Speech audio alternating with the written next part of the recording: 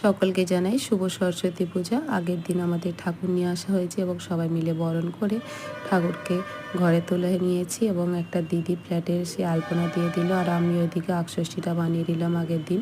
পরের দিন করতে গেলে অনেকটা দেরি হবে। আর দেখুন ফ্ল্যাটের সব ছোট বড় সবাই মিলেই একটু ওই জায়গাটা সাজিয়ে নেওয়া হচ্ছে। লাইট দিয়ে দেখুন সমস্ত সাজানো হয়ে গেছে আর খুব মজা করেই সাজানোটা হচ্ছে সবাই মিলে। আর এই যে পরের দিন আমরা একটু ঠাকুরের ভোগ বানিয়ে নিচ্ছি। আমি আর ফ্ল্যাটের একটা ছোট বোন দুজনে মিলে বানিয়ে নিচ্ছি। ঠাকুরমশাই এসে গেছে তাই দুজনে তাড়াতাড়ি করে একটু বানাচ্ছি, আবার রেডি হওয়ারও তো ব্যাপার আছে।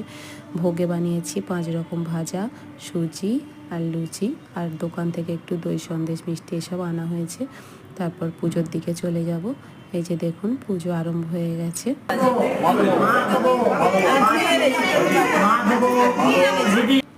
খুব ভালোভাবে পুজোটা মিটে যেতেই আমরা কয়েকটা ছবি তুলে নিয়েছি। তারপর ছেলের স্কুলের জন্য একটু বেরিয়ে পড়েছি। তারপর প্রতিমা দর্শন করে একটু আনন্দভোজ করে নিলাম।